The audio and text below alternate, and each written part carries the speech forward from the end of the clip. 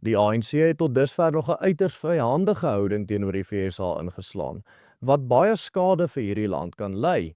Soos ons reeds in 'n vorige video genoem het, wil die ANC hierdie konflik eskaleer in die rigting van 'n handelsoorlog. Die VSA het nog geen sanksies teen Suid-Afrika ingestel nie, maar slegs sekere hulp onthou. Die ANC poog egter om hierdie wrywing tot op die punt van sanksies te dryf van hulle kant af. Dit is geen skok dat ons soortgelyke dreigemente nou sien van die verneemde ambassadeur Joel Pollak se kant af nie. Minister van Petroleum en Minerale Hulpbronne Gwede Mantashe het reeds voor Trump se uitvoerende bevel gedreig om minerale van die VSA te weerhou en later by die Afrika Minerale Beleggingskonferensie probeer om ander Afrika lande te oortuig om dieselfde te doen. Hierdie aggressiewe skuif van die ANC se kant af het egter 'n ewe sterk teenreaksie van Trump en die VSA ontlok. Die VSA is nie 'n mag wat ekonomiese dreigemente ignoreer nie en tree dikwels genadeloos op teen enige land wat sy ekonomiese belange bedreig. Suid-Afrika was histories 'n belangrike bondgenoot van die VSA, maar die ANC se toenadering tot Iran, Rusland en China sowel as sy konflik met Israel het spanning verhoog. Die ANC se verhoudings met hierdie lande en sy interne beleidsrigtings insluitende menseregte vergrypinge het nou die VSA se aandag getrek en Amerika juis 'n goeie verskoning